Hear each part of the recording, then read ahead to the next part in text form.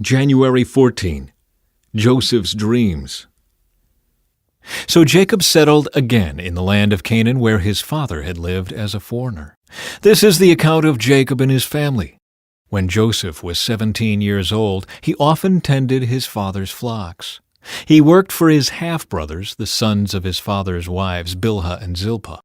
But Joseph reported to his father some of the bad things his brothers were doing. Jacob loved Joseph more than any of his other children because Joseph had been born to him in his old age. So one day Jacob had a special gift made for Joseph, a beautiful robe. But his brothers hated Joseph because their father loved him more than the rest of them. They couldn't say a kind word to him. One night, Joseph had a dream, and when he told his brothers about it, they hated him more than ever. "Listen to this dream," he said.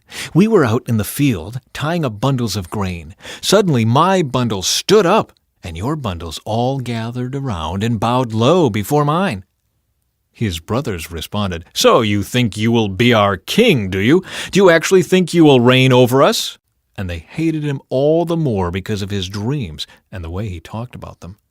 Soon Joseph had another dream, and again he told his brothers about it. "Listen, I have had another dream," he said. "The sun, moon, and 11 stars bowed low before me." This time he told the dream to his father as well as to his brothers. But his father scolded him. "What kind of dream is that?" he asked. "Will your mother and I and your brothers actually come and bow to the ground before you?" But while his brothers were jealous of Joseph, his father wondered what the dreams meant. Soon after this, Joseph's brothers went to pasture their father's flocks at Shechem. When they had been gone for some time, Jacob said to Joseph, "Your brothers are pasturing the sheep at Shechem. Get ready, and I will send you to them." "I'm ready to go," Joseph replied. "Go and see how your brothers and the flocks are getting along," Jacob said. "Then come back and bring me a report." So Jacob sent him on his way, and Joseph traveled to Shechem from their home in the valley of Hebron. When he arrived there, a man from the area noticed him wandering around the countryside. "What are you looking for?" he asked. "I'm looking for my brothers," Joseph replied. "Do you know where they are pasturing their sheep?" "Yes," the man told him.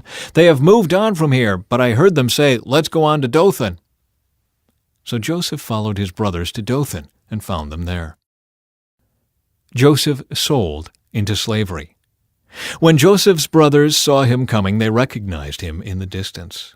As he approached, they made plans to kill him. "Here comes the dreamer," they said. "Come on, let's kill him and throw him into one of these cisterns. We can tell our father a wild animal has eaten him. Then we'll see what becomes of his dreams." But when Reuben heard of their scheme, he came to Joseph's rescue. "Let's not kill him," he said. "Why should we shed any blood? Let's just throw him into this empty cistern here in the wilderness. Then he'll die without our laying a hand on him."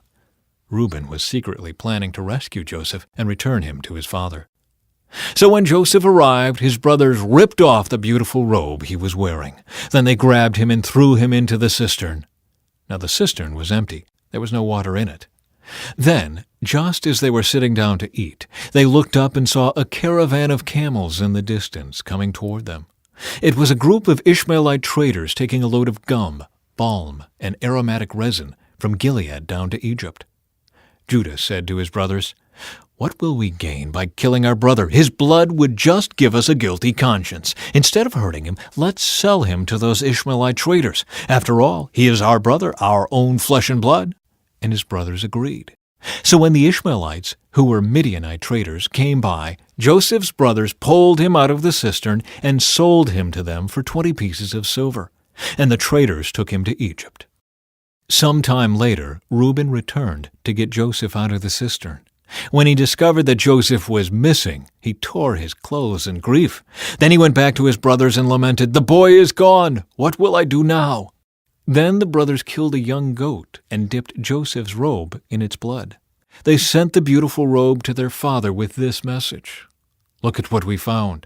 Doesn't this robe belong to your son?" Their father recognized it immediately.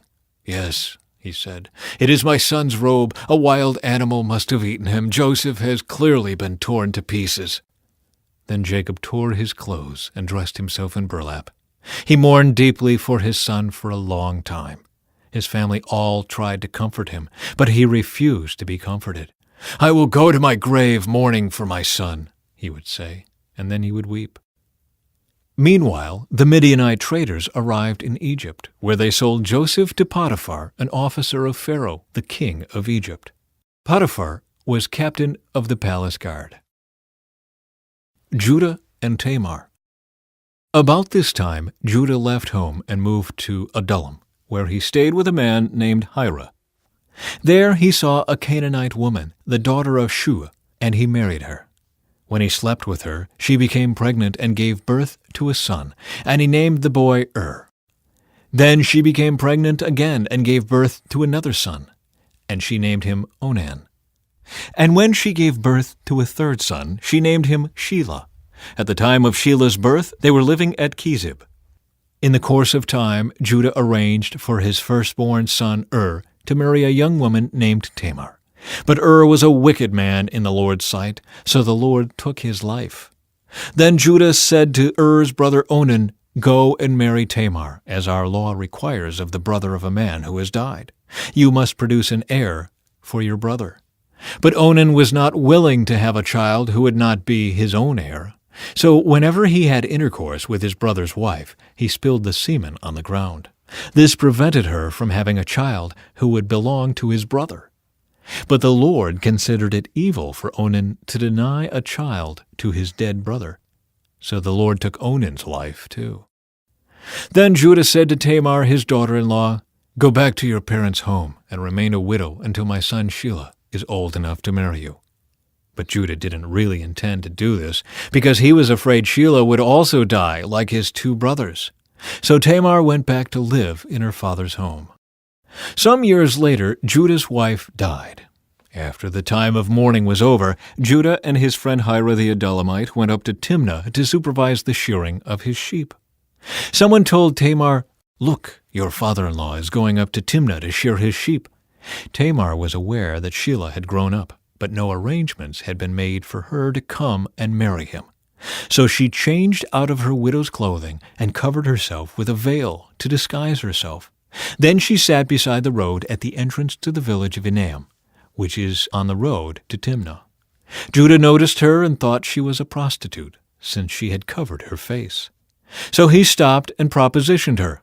"Let me have sex with you," he said, not realizing that she was his own daughter-in-law. "How much will you pay to have sex with me?" Tamar asked. "I'll send you a young goat from my flock," Judah promised. "But what will you give me to guarantee that you will send the goat?" she asked. "What kind of guarantee do you want?" he replied. She answered, "Leave me your identification seal and its cord, and the walking stick you are carrying." So Judah gave them to her. Then he had intercourse with her, and she became pregnant. Afterward she went back home, took off her veil, and put on her widow's clothing as usual. Later Judah asked his friend Hira the Adullamite to take the young goat to the woman and to pick up the things he had given her as his guarantee. But Hira couldn't find her. So he asked the men who lived there, "Where can I find the shrine prostitute who was sitting beside the road at the entrance to Enaim?" "We've never had a shrine prostitute here," they replied. So Hira returned to Judah and told him, "I couldn't find her anywhere, and the men of the village claim they've never had a shrine prostitute there." "Then let her keep the things I gave her," Judah said. "I sent the young goat as we agreed, but you couldn't find her. We'd be the laughing stock of the village if we went back again to look for her." About 3 months later, Judah was told, "Tamar, your daughter-in-law, has acted like a prostitute, and now, because of this, she's pregnant." "Bring her out and let her be burned," Judah demanded. But as they were taking her out to kill her, she sent this message to her father-in-law. "The man who owns these things made me pregnant. Look closely, whose seal and cord and walking stick are these?" Judah recognized them immediately and said, "She is more righteous than I am, because I didn't arrange for her to marry my son Shelah." And Judah never slept with Tamar again. When the time came for Tamar to give birth, it was discovered that she was carrying twins. While she was in labor, one of the babies reached out his hand. The midwife grabbed it and tied a scarlet string around the child's wrist, announcing, "This one came out first." But then he pulled back his hand, and out came his brother. "What?" the midwife exclaimed. "How did you break out first?" So he was named Perez. Then the baby with the scarlet string on his wrist was born, and he was named Zerah. Descendants of Judah. Judah had 3 sons from Bathshua, a Canaanite woman. Their names were Onan, and Shelah. But the Lord saw that the oldest son was a wicked man, so he killed him. Later Judah had twin sons from Tamar, his widowed daughter-in-law. Their names were Perez and Zerah. So Judah had 5 sons in all. The sons of Perez were Hezron and Hamul. The sons of Zerah were Zimri, Ethan, Heman, Calcol, and Darda, 5 in all. The son of Ethan was Azariah. Joseph in Potiphar's house. When Joseph was taken to Egypt by the Ishmaelite traders, he was purchased by Potiphar, an Egyptian officer. Potiphar was captain of the guard for Pharaoh, the king of Egypt. The Lord was with Joseph, so he succeeded in everything he did as he served in the home of his Egyptian master. Potiphar noticed this and realized that the Lord was with Joseph, giving him success in everything he did. This pleased Potiphar, so he soon made Joseph his personal attendant. He put him in charge of his entire household and everything he owned.